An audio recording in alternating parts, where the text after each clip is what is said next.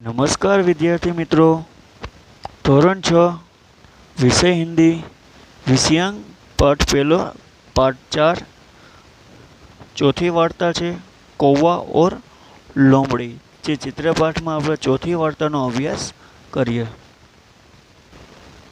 આપણે શરૂઆત કરીએ। કૌવા ઓર લોમડી કહાની બનાકર લીખીએ। તો વિદ્યાર્થી મિત્રો, અહીં આપણને 6 ચિત્રો આપેલા છે અને 6 ચિત્રોની આપણે પહેલાં સમજ મેળવીશું, પછી હિન્દીમાં વાર્તાનો અભ્યાસ કરશું અને પછી ગુજરાતીમાં વાર્તાનો અભ્યાસ કરશું, જેથી આપણને ચિત્રો પહેલાં જોઈ લે તો અંદાજ મળી જશે કે વાર્તા આપણને શું કહેવા માગે છે।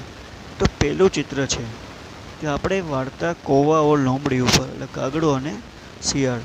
તો કાગડો છે જે એક ડાળ ઉપર બેઠો હોય અને મોઢામાં પૂરી છે એવું આપણે કહીએ છીએ કે રોટલી જે આપણે કહીએ તે એ સરસ રીતે મોઢામાં ચાંચમાં ભરાવી અને બેઠો છે। બીજા ચિત્રમાં આપણે જોઈએ તો એ જ્યાં ડાળ ઉપર બેઠો છે ત્યાં નીચે એક શિયાળ આવે છે। ત્યાર પછી એ આપણે ત્રીજું અને ચોથા ચિત્રનો અભ્યાસ કરીએ તો ત્રીજા ચિત્રમાં શિયાળ હજી અહીંયા બીજા ચિત્રમાં પહોંચેલું છે, એ ત્રીજા ચિત્રમાં પહોંચી અને કાગડા સાથે કંઈક બોલે છે, વાતચીત કરતો આપણને દેખાય છે। અહીં ચોથા ચિત્રમાં પણ આપણે કાગડાની સામે કંઈક ઇશારો કરી અને શિયાળ બોલતું હોય એવું આપણને આ ચોથા ચિત્રમાં પણ એ જ દેખાય છે। ત્યાર પછી આપણે પાંચમું અને છઠ્ઠું ચિત્ર જોઈએ તો એમાં આપણને શું કહેવા માગે છે, તો પાંચમું ચિત્રમાં જોઈએ તો જે કાગડા સાથે વાતચીત થાય એમાં કાગડો કંઈક બોલે છે, જો અહીં આપણને બોલતું દેખાય છે। એમાંથી પૂરી અહીં આપણને કાગડાના મોઢાની બદલે હવે આપણે કાગડાના પગમાં જોઈએ છીએ અને શિયાળ ફરી પાછું અહીંથી કાગડાએ ફરી પાછું પૂરી એના મોઢામાં લીધી અને શિયાળ ત્યાંથી આગળ વધી ગયું એવું આપણે ચિત્રમાં દેખાતું જોવા મળે છે। તો આમ કદાચ આપણે અગાઉ એવી વાર્તા સાંભળી છે કે એવી વાર્તા આપણે સાંભળી હશે કે કાગડો હતો, જે કાગડો પૂરી ખાતો હતો, શિયાળ આવે છે અને કાગડાના વખાણ કરવા માંડે કે તમારો અવાજ તો કેવો મધુર છે, મીઠો છે, અને કાગડો એની લાલચમાં આવી જાય કે આ તો મારા વખાણ કરે અને કાગડો બોલવા માંડે, કાં કાં કરવા માંડે, પૂરી પડી જાય ને શિયાળ ખાઈને લઈને વયો ખાઈ જાય। પણ આ વાર્તા તો એથી વિશેષ છે કે જે તમે ચિત્રો જોયા એ ચિત્રોના આધારે આપણે વાર્તા સમજીએ તો કંઈક એવી વાર્તા એ જ છે પણ એથી વિશેષ, એનાથી કંઈક અલગ પ્રકારની વાર્તા છે। વિદ્યાર્થી મિત્રો, ધ્યાનથી પહેલાં તમે આ હિન્દીમાં વાર્તા સાંભળજો, હું ચિત્રના આધારે તમને વાર્તા સમજાવી જઈશ। તો આપણે હિન્દીમાં વાર્તા શરૂ કરીએ। એક બાર एक कौवे को एक रोटी मिली और कौवा वहाँ रोटी लेकर उड़ता हुआ एक पेड़ की डाल पर बैठा। जो हम इस चित्र में देख सकते हैं कि कौवा के मुंह में यानी कि चोंच में रोटी हमें दिखाई दे रही है और कौवा पेड़ की डाली पर बैठा हुआ है।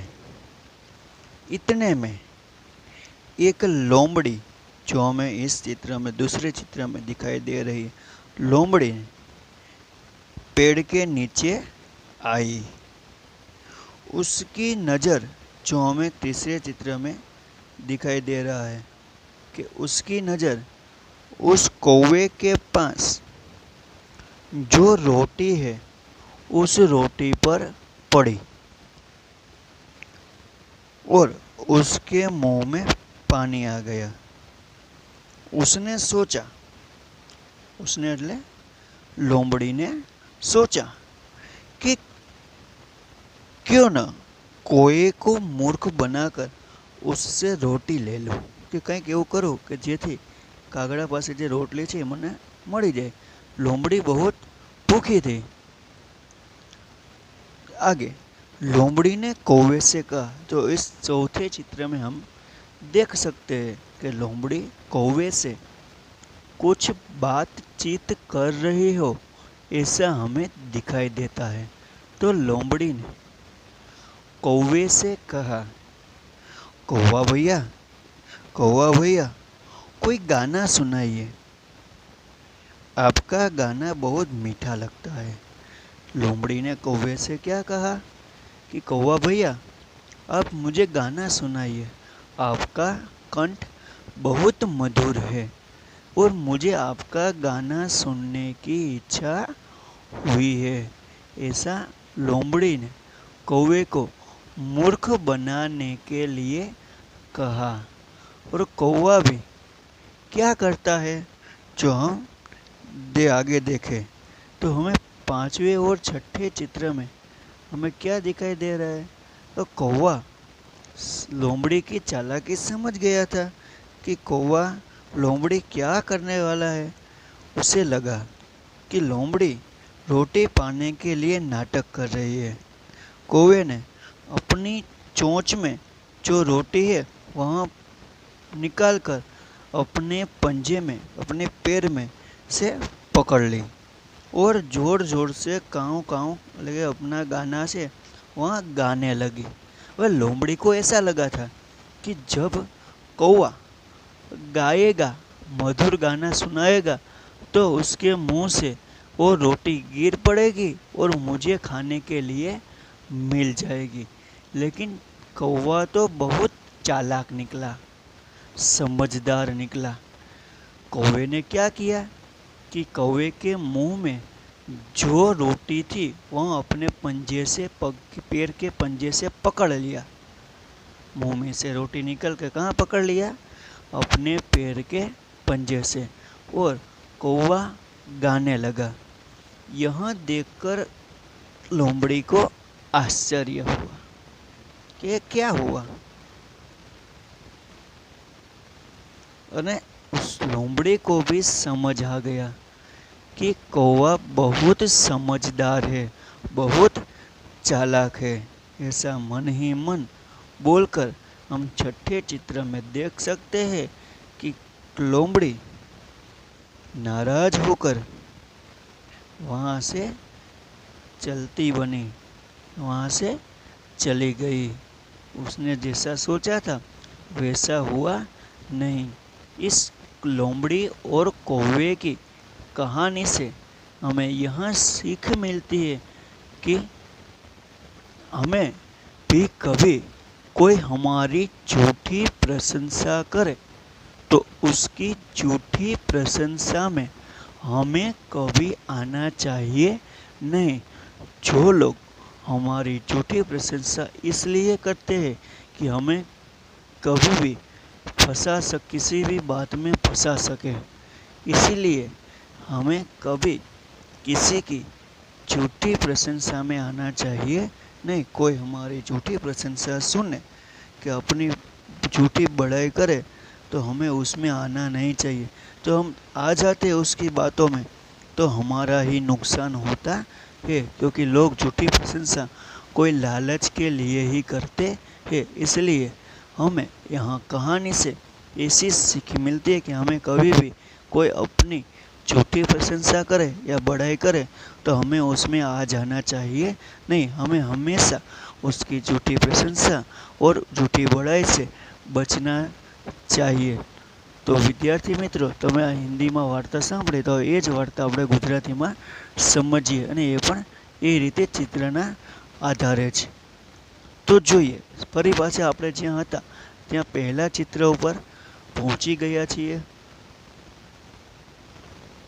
કે એક વાર એક કાગડાને એક રોટલી મળે છે અને એ રોટલી લઈ ઉડતો ઉડતો એ કાગડો એક ઝાડની ડાળ ઉપર બેસી જાય છે।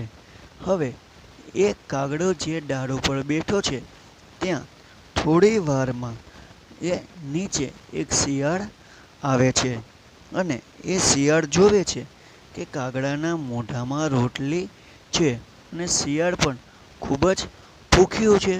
એટલે એ શિયાળને પણ એ કાગડાના મોઢામાં રહેલી રોટલી જોઈ અને લાલચ જાગી કે હું કંઈક એવું કરું કે જેથી કાગડા પાસે જે રોટલી છે એ રોટલી મને મળી જાય।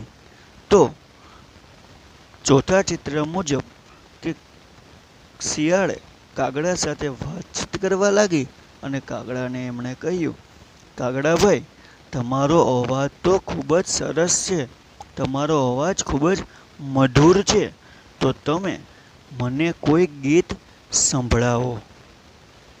એટલે એ કાગડો એને ગીત સંભળાવવાની શરૂઆત કરે છે. પરંતુ એ કાગડો ખૂબ જ ચતુર છે, ખૂબ જ હોશિયાર છે.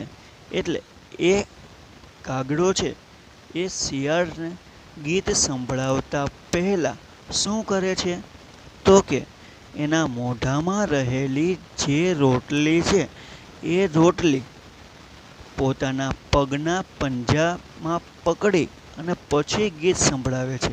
કેમ કે કાગડો સમજી ગયો હતો કે આ શિયાળને મારી પાસે જે રોટલી છે એ રોટલી એમને જોઈએ છે, માટે એ મને મધુર ગીત સંભળાવવાની વાત કરે છે, નહીંતર કોઈ આવું કહે નહીં. એટલે કાગડો ચતુર હોશિયાર એટલે એમને શું કર્યું કે મોઢામાંથી રોટલી કાઢી અને ક્યાં રાખી દીધી?